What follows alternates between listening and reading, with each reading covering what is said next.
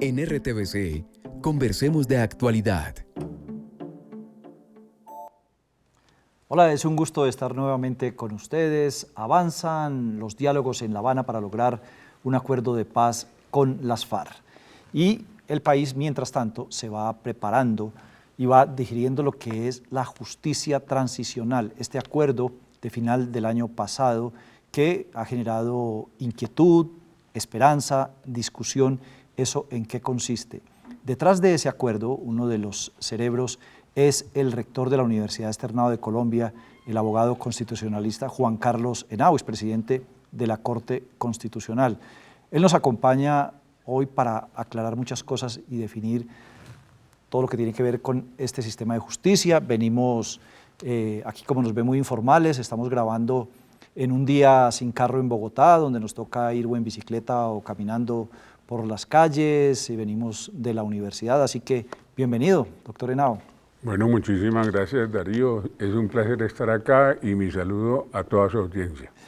Bueno, esto de justicia transicional, para entrar ahí en materia, ¿qué tiene que ver? ¿Esto es una justicia que se aplica para un momento de transición o es una justicia para hacer transacciones, como algunos críticos plantean?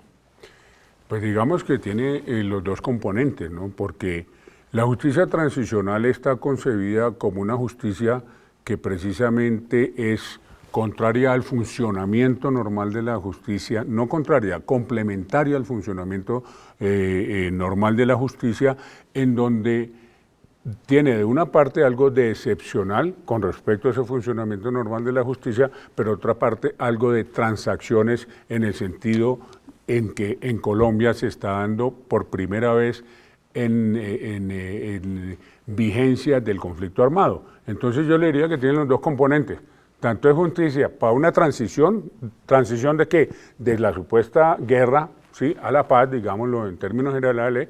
En eso es justicia transicional porque se hace un tránsito, pero en otro lado tiene transacciones porque supone diálogo y comunicación con la otra parte, ¿no? Y porque se construye específicamente para un acuerdo de paz, no es que queda establecido de manera permanente. Exactamente, aún más se aplica para las personas que suscriben el acuerdo de paz, que ese es el objetivo de esto y va a permitir esa transición con transacción. Yo le podría decir, si es una transición que tiene que tener transacciones como cualquier diálogo o cualquier negociación. ¿Y por qué el país toma este camino y no toma el camino de una justicia más condenatoria, más que conduzca a la prisión, a la cárcel, al encierro efectivo de quienes protagonizaron esta guerra? Mire, Darío, lo primero para decir sobre eso es que aquí también hay justicia de prisión, y bastante, ¿eh? O sea, lo que hay es dos vías. Usted tiene la vía de los que dicen verdad y la vía de los que no dicen verdad. Que entre otras, lo que es verdad, o sea, va a ser confrontado, no es que usted llegue y diga yo, ay sí, lo que usted dijo está perfecto, no, va a ser confrontado con toda la información que va a haber de la fiscalía, etcétera, etcétera, para ver quién está diciendo verdad y quién no está diciendo verdad. Los que dicen verdad, pero verdad exhaustiva, íntegra, quedó en el acuerdo integral. Y verificable. Verificable, obviamente verificable, ellos van por un canal que no va a tener prisión, pero sí tiene restricciones de la libertad. Porque, mire usted, podrán decir que es que eso no es nada, pero son de 5 a 8 años en una vereda, diría yo, en un sitio donde van a estar encerrados en ese sitio, no en una cárcel con barrote, pero donde no se van a poder mover de ese sitio porque van a tener una restricción a la libertad de movimiento y a la libertad de domicilio. Por decirle algo, si usted está en la vereda, no sé, Potrerito, en Jamundí, Valle del Cauca, usted va a estar ahí. Usted no es que se pueda ir a pasar el fin de semana a Cartagena. Va a tener que estar entre 5 y 8 años con una restricción efectiva de la libertad a los que dicen verdad. Los que no dicen verdad pasan a una segunda autopista que se divide a su vez en dos. Los que terminan diciendo la verdad antes de sentencia, porque todas van a ser sentencias. Esto es un tribunal judicial, que quede claro, esto no es una comisión de la verdad, esto es un tribunal judicial. Todos van a tener sentencia, tanto los que dicen verdad van a tener una sentencia de 8 años, se tiene que quedar en tal sitio, no se puede mover en tales condiciones, no puede hacer tales cosas, eso lo va a decir el tribunal. Pero los que no dicen verdad van a tener dos opciones. Uno, terminan diciendo la verdad antes del fallo, entonces esos van a unas prisiones hasta de 8 años. Intermedia. Y los que no dicen verdad y los vencieron en juicio van a prisión hasta de 20 años. O sea que, digamos que, me aprovecho para hacer una reflexión muy corta. No seamos tan carcelarios. La cárcel no es la única forma de sancionar personas. Hay sanciones como las restricciones efectivas de la libertad, que eso está muy en boga en todos los países, no sé, escandinavos, por decir algo, en donde prácticamente la noción de cárcel ya no existe. Doctor Henao, pero ¿cómo se entiende la restricción de libertad si al mismo tiempo se va a permitir que los jefes de la guerrilla hagan actividad política? ¿Eso en qué consiste? ¿Poder hacer actividad política con su libertad de movimiento restringida? Claro, porque y eso es lo que se está, entre otras, acordando, todavía no está completamente definido cómo va a ser eso que usted me está diciendo. Pero la lógica, póngase usted que se diga, listo, van a poder hacer actividad política, van a tener que tener autorizaciones del tribunal. Cualquier salida del lugar donde están con restricción de la libertad tiene que tener autorización del tribunal. Eso quedó expresamente claro en el acuerdo que se suscribió. Y hay una cosa importante para precisar, aquí no estamos hablando de todos los delitos, no se están metiendo todos los delitos en una canasta, y hay unos delitos de lesa humanidad y hay unos delitos graves. Eso creo que es importante determinarlo y diferenciarlo. Sí, señor, es que este sistema realmente va a operar para los delitos que no son amnistiables.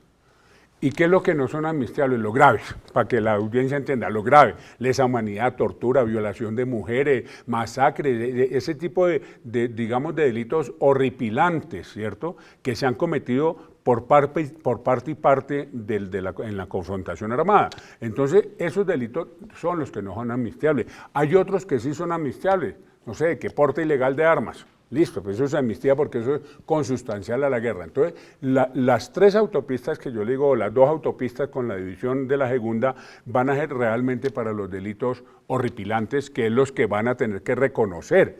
O sea, digamos, el frente y el guerrillero X va a tener que decir, yo estuve en tal masacre, en efecto cometimos este error, pedir excusas a las víctimas, generar justicia restaurativa, porque no solamente es que lo restringen la libertad o lo mandan para la cárcel, es que al mismo tiempo tiene que reparar. Tiene que reparar. ¿Y reparar cómo es? No sé, por decirle algo, reconstruyendo la iglesia de Bojayá, por ejemplo, desminado, que ese es un tema muy importante, es que este país está minado en muchas partes del territorio donde no se puede ir, ¿cierto? Está minado. Entonces, todo eso va a ser también una justicia restaurativa que se va a hacer en el marco de la justicia transicional. ¿Y qué pasa con el secuestro, que dice el secuestro grave?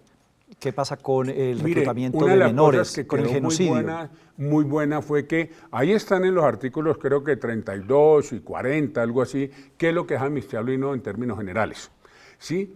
Pero se dijo que habrá una ley expedida por el Congreso de la República que va a desarrollar esos puntos. Entonces, fíjese usted que eso fue un término de negociación bastante interesante. Pero yo quisiera también, si usted me permite, Darío, hacer una reflexión general sobre el tema de la paz. Yo no es que quiera decir que los que no estén de acuerdo con esto que se logró, entonces es que quieren la guerra, quieren que nos masacremos y que quieren que sigamos pues dándonos duro aquí en Colombia. Pero yo quiero decirle a la audiencia algo que se me es importante. Démosle la oportunidad a la paz, hombre. Es decir, tengamos una presunción a favor de la paz. ¿Qué es lo peor que le puede pasar? De pronto es que eso es mi manera de pensar y por eso es que de pronto soy optimista. Mire, lo peor que puede pasar es que no funcionó. Pues listo, volvemos a lo que estamos. Pero por lo menos demos la oportunidad, eso es lo que yo quiero decir, porque es que yo creo que es obvio, hasta con la mujer de uno, con los hijos, con la mamá, es mejor estar en paz que en guerra. Pues de todas maneras, y a pesar de eso que parece obvio, hay voces en contra, no solamente del acuerdo de paz, sino de este acuerdo de justicia, que se considera pues entreguista, que se considera un sometimiento del Estado y de las instituciones a la guerrilla y que dice aquí la guerrilla fue la que puso las condiciones. Eso no es cierto. Eso no es cierto porque Mire, Además, porque quiero decir una cosa, usted estuvo en las reuniones, en su casa estuvieron encerrados. ¿Quién puede decir si realmente a usted le pusieron unas condiciones? Es usted mismo. no, claro, y por eso le digo que no es cierto. Es que, hombre, otro de los temas que sería bueno que ustedes, los medios de comunicación, ayudaran, que esto fue un sometimiento, listo, dígame en qué. Dígame en qué fue sometimiento. En que no se metieron para la cárcel y que no se van a extraditar a Estados Unidos. Hombre, pues es que para empezar hay una cosa clara. ¿Quién va a hacer una negociación de paz para irse a pagar 200 años de cárcel a Estados Unidos? Pues es que eso no tiene sentido. Entonces, si usted me dice que hubo un sometimiento, yo le diría, ok, concretemos. Concretemos porque no me da elementos para decirle. Yo le diría, por lo que yo viví, que sometimiento no hubo. Y no hubo sometimiento porque, fíjese usted, la guerrilla está aceptando ser juzgada por un órgano judicial del Estado colombiano. Cuando la guerrilla, su punto de partida era que no reconocía para nada el Estado burgués, digamos, sí, que representan las instituciones democráticas colombianas. Acepta eso, acepta que van a pasar por un tribunal, acepta que van a tener sentencias, aceptan una serie de elementos que les van a restringir la libertad, y lo más importante es que eso es lo que no hay que olvidar a veces con estas acusaciones de que hay sometimiento, es que van a cambiar el discurso de las balas por las palabras, y ya verá la sociedad colombiana qué hace con eso. ¿Y en, Sí. en ese tribunal no interviene la guerrilla, en la conformación de ese tribunal? No, para nada, que es otra cosa. Por eso digo, yo creo que hay mucha desinformación y que con los medios de comunicación debe ser atentos. Es que eso se vendió el Estado colombiano a la guerrilla. Dígame en qué para poder discutir, para empezar. Yo creo que no es así. Segundo, ¿qué es que lo va a conformar la guerrilla y van a decir? Yo he visto titulares que van a tener sus propios jueces. Mentiras. En el acuerdo quedó expresamente dicho que ninguna de los dos van a poder elegir jueces. Eso se está creando un mecanismo que fue lo que nosotros no hicimos en el acuerdo, sino que lo delegamos a la mesa de diálogo. ¿Sí? Que en este momento deben estar estudiando eso. ¿Quiénes van a ser los jueces y cómo van a ser nombrados? Lo que nosotros pusimos fue qué calidad necesita para ser juez, que quedó de alta corte, como si fuera un magistrado de la Corte Constitucional, por decirle. Pero de ahí para adelante, ¿cómo lo van a elegir? Ahí ya verá qué mecanismo crean, que intervenga el Papa, que ayude la ONU, que lo que sea, para elegir a una persona con integridad y credibilidad moral y personal. Pero esto que usted dice no lo están informando solamente los medios de comunicación, ni son opiniones de los medios de comunicación. Hay un grupo político importante con representación en el Congreso y liderado por un expresidente que es quien considera que este acuerdo es de sometimiento. Mire, ¿por qué de sometimiento? Yo quisiera que usted me respondiera. No, yo no, porque yo no soy Bueno, el del grupo a ver, Centro Democrático, ni soy el del es, presidente Uribe. mire, ¿qué es entreguista y qué es de sometimiento? Es que aquí el Estado colombiano no se está sometiendo. O sea, para mí sería, el Estado colombiano se estaría sometiendo cuando usted diga que la guerrilla impuso unas condiciones determinadas. ¿Qué fue lo único, la línea roja que tenía la guerrilla? Que eso sí es cierto, es nosotros no queremos ni extradición de irnos para Estados Unidos por lo que hicimos, ni queremos estar en una cárcel. De ahí para adelante, hablemos. Ese fue el punto. ¿Qué fue lo que hicimos nosotros? Y todo esto fue, entre otras, hablado tanto con los militares, con el presidente, con el doctor Jaramillo, con el doctor de la Calle. Lo que se diseñó fue un mecanismo que pasa los estándares internacionales, porque esa es otra acusación que se hace. Fue entreguista porque es que esto ni siquiera pasa los estándares internacionales. Esperemos a ver si realmente no los pasa o si los pasa. Pero el hecho concreto es que cuando dicen sometimiento es porque... Es que yo no entiendo mucho el argumento de cuál es el sometimiento, y usted como no me lo está diciendo, pero que el Estado se sometió a la guerrilla porque la guerrilla impuso condiciones. La única condición que hubo fue esa, si se lo digo con sinceridad, no cárcel. Esa era una línea roja que tenía la guerrilla. Ahí fue donde diseñamos nosotros, ok, no cárcel, pero sí cárcel para tales ocasiones. No cárcel, pero sí restricción efectiva de la libertad, porque ellos ni siquiera querían aceptar al principio la restricción efectiva de la libertad. Y nosotros dijimos, porque nosotros también teníamos líneas rojas, que nos había impuesto el gobierno del presidente Santos. Yo necesito que de todas maneras haya algún tipo de sanción que sea relevante y que pase estándares de tipo internacional. Y esas sanciones fueron las que quedaron contempladas en el documento. De suerte que le digo, sometimiento cuando todos van a ser juzgados por un tribunal que va a sacar sentencias y que va a tener una serie de limitaciones, yo no creo que sea sometimiento. Bueno, pues importante, por eso creo que es el valor de esta entrevista que habíamos estado gestionando desde hace tiempo, porque usted estuvo adentro y puede decir claramente si si hubo esas líneas rojas que llama usted, si hubo esos principios para empezar a dialogar, y creo que eso es lo básico de la aclaración, lo fundamental de esa aclaración. Y viene otra, es con los militares. Aquí no están metidos tampoco todos en el mismo sistema de juzgamiento. Y ahí volvemos a las autopistas. ¿Cuál es la autopista de los militares entonces? Y de los funcionarios del Estado también. Mire, los militares básicamente, vuelvo a reiterarle algo, todo esto se hizo con el diálogo con los mandos de las fuerzas militares, de todas las 4 fuerzas, que estuvieron perfectamente comunicadas, fue un diálogo muy constructivo. Personalmente, el grupo que representábamos al gobierno nos reunimos muchas veces con ellos. Los militares, va a haber unas normas de desarrollo, ¿cierto?, sobre cómo va a hacer el tratamiento, que eso lo va a hacer el gobierno, que ya creo que entre otras la ha anunciado el ministro del Interior y el ministro de Justicia, porque se dijo que se iba a dar un trato equitativo y proporcional, pero no igualitario a los militares. Y le pongo ejemplos. El régimen carcelario quedó propio el de los militares. No va a haber, no se van a ir para cárceles, no van a tener que estar en una zona determinada. Entonces, ¿esto qué significa? Los militares que vayan a la justicia, que hayan, por ejemplo, pueden ser los que hayan estado condenados, que ya están condenados con X pena, prefieran ir a la jurisdicción, podrán hacerlo, y yo creo que aquí hay un tratamiento bastante justo, bastante apropiado para los militares. Bueno, y ahí viene otra preocupación, yo estoy encargándome de transmitir la preocupación y de la inquietud, es por qué razón el narcotráfico se incorpora como delito conexo. Eso será objeto también del desarrollo de la ley de amnistía que, como le digo, quedó en el texto, porque hay ocasiones y hay sentencias ya de la Corte Suprema de Justicia de Colombia, ¿cierto?, que dicen que en determinadas ocasiones el narcotráfico podría llegar a ser considerado delito conexo. Creo que en noviembre del año pasado salió una importante sentencia sobre ese tema. Entonces, ahí será en cada caso concreto, porque es que no es que sea el narcotráfico en general, o sea, si yo soy jefe del Frente X de la guerrilla y me dedico a hacer narcotráfico para favorecerme, pues eso no puede tener ningún tipo de vinculación con el conflicto y por tanto no sería objeto de amnistía.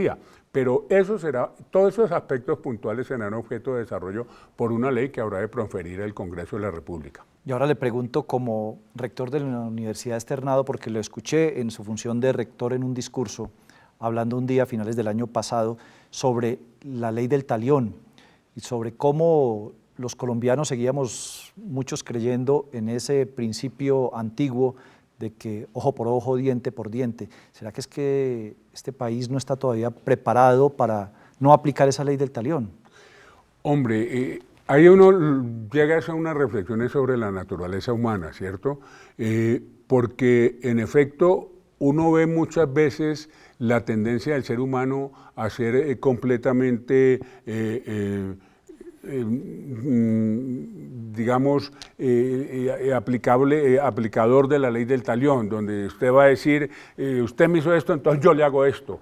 Yo creo que los discursos de paz, no sé, le hablo de Martha Nussbaum, le hablo de Gandhi, le hablo de Mandela, son mucho más productivos y mucho más eficientes, mucho más bonitos en términos de relaciones humanas. Entonces, ¿qué es lo que pasa? En Colombia hemos estado acostumbrados, que aquí llevamos 50 años de este conflicto, pero es que acuerde usted que en el siglo XIX hubo 142 guerras civiles. Este es un país que ha vivido en guerra todo el tiempo. Entonces, la pregunta que uno se hace, ¿seguimos bajo la lógica de la ley del talión? Que entre otras fue un gran avance, a pesar de lo crudo que puede ser. Esa ley está entre otras en la Biblia hebreica, está en varias piezas clásicas del derecho y de la religión. ¿Será que tenemos que seguir pensando?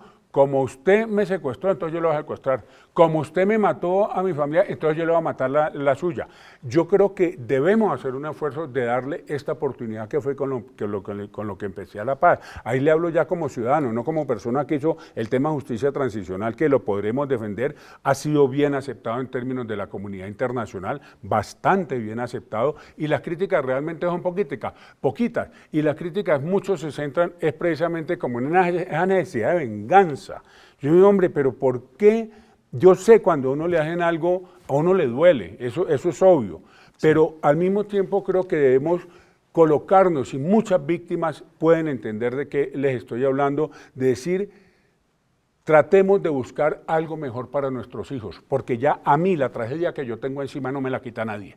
Esa me la llevo yo a la tumba. Lo que yo tengo que pensar es en términos de generaciones futuras. Entonces la pregunta que hay que hacerle al país, ¿vale la pena que sigamos con estos ciclos de violencia que tenemos desde nuestro nacimiento? Es que fíjese que esto no pasa ni siquiera en Ecuador, en Venezuela, y realmente como nosotros hemos tenido una tradición de violencia. Entonces pensémoslo, y se lo digo a toda su audiencia con el corazón en la mano, ¿para qué seguir con una guerra y por qué no darle la oportunidad a que no la tengamos?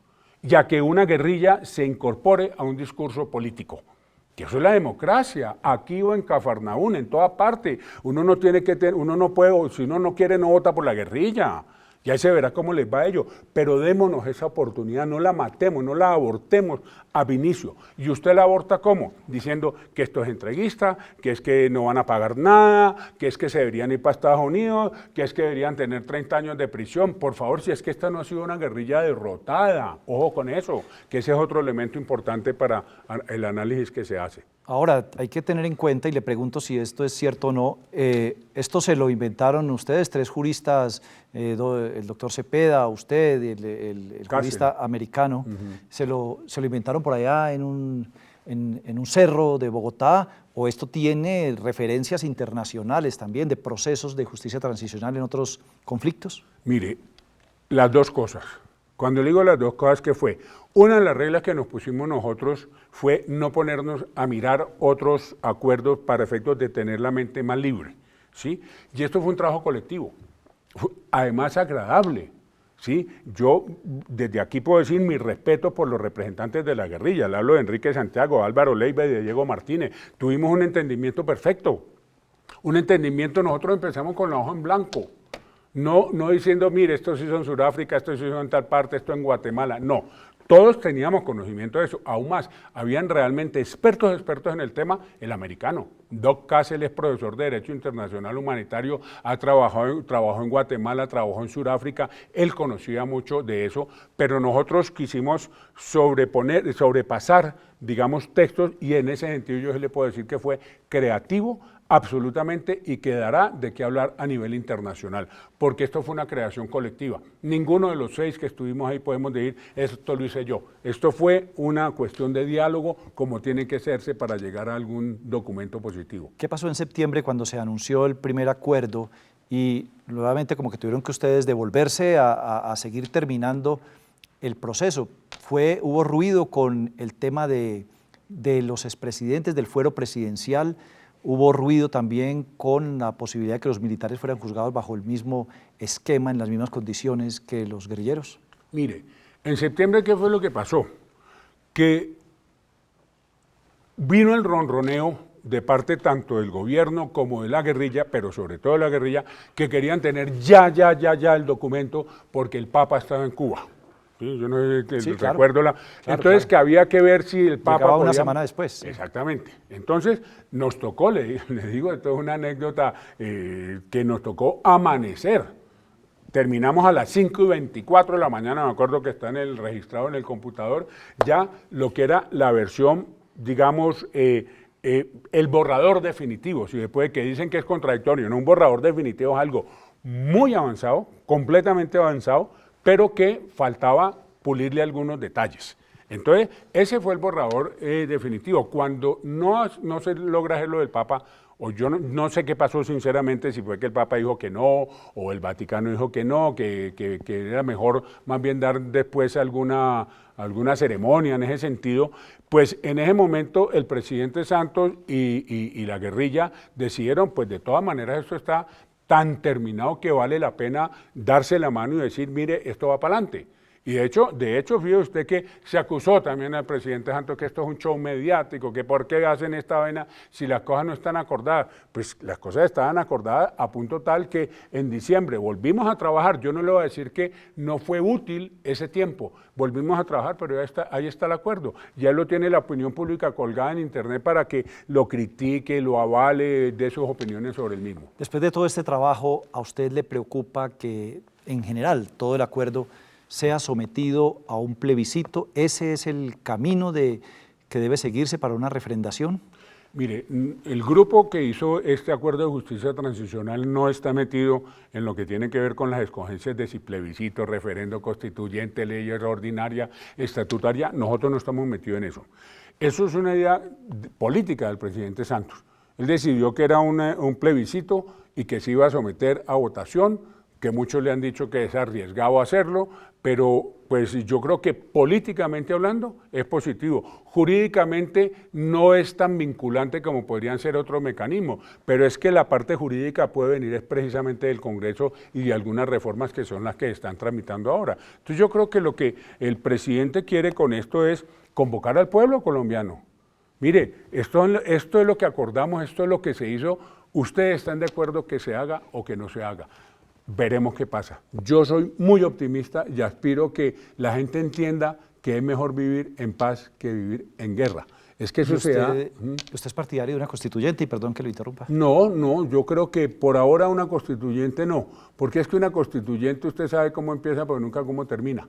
Una constituyente puede empezar, pero se puede alterar completamente y casi que entonces tener que cambiar la constitución del 91. ¿Límites? Podría tener técnicamente límites, pero pueden ser superados en el Congreso de la República, digamos ampliados. Lo que yo le digo es que, ¿para qué cambiar íntegramente la Constitución del 91? Si es que esa Constitución es buena, es progresista, es protectora de derechos, tiene unos diseños buenos. En el momento oportuno que se necesite hacer cambio, pues que se mire, hombre, que hay que cambiar la relación entre centro y periferia, entre territorio y centro de Bogotá, pues eso se irá mirando, pero no creo que amerite en este momento hacerse una constituyente. Creo que una constituyente pone más bulla a lo que por sí ya es importante que la opinión pública entienda. ¿Qué es lo que la opinión pública tiene que entender en este momento, fuera de los tecnicismos que ya lo explicaremos en foros académicos? Que entienda que aquí hay una oportunidad para que empecemos a tratar de vivir en paz y soñemos con eso, ¿entiendes? Soñemos, es que cuando uno ha estado habituado ya que es normal que salgan noticias de masacres, que noticias de secuestro, noticias de tiroteos, pues uno se habitúa y como todo en la vida, como se habituaba la gente a vivir en Europa en la Segunda Guerra Mundial, pues total usted tiene hambre, se va a comer un helado de todas maneras, pero no tener esa situación de guerra es algo que yo creo que tiene que ser muy liberador para los espíritus, tiene que ser muy liberador para el switch que uno tiene en la mente. Es que a mí me gusta compararlo, piense usted insultándose todos los días con su mujer, y de un momento a otro usted dice, ¿sabe qué? No nos insultemos más que artera. Sí, mi amorcito, por favor, tratemos de vivir en otra tónica. Eso es lo que yo digo, démonos esa oportunidad. Que si no funcionó, listo, volvemos a lo anterior. Nos damos la oportunidad con unos acuerdos y con usted paga esto y yo pago esto. Que son razonables. Y todo lo demás. Usted es rector de una universidad, la Externado de Colombia, es también mi universidad, con mucho orgullo, cumple 130 años y nació en una circunstancia de un país muy conservador. ¿Ese país de ahora sigue siendo tan conservador o ha cambiado ya completamente con últimos fallos de la Corte? En fin, ¿estamos ya ante un país más abierto? Mire, yo creo que las tendencias de la sociedad en general son ser conservadora. Usted ve los movimientos políticos que hay ahorita en Europa, esa es la tendencia.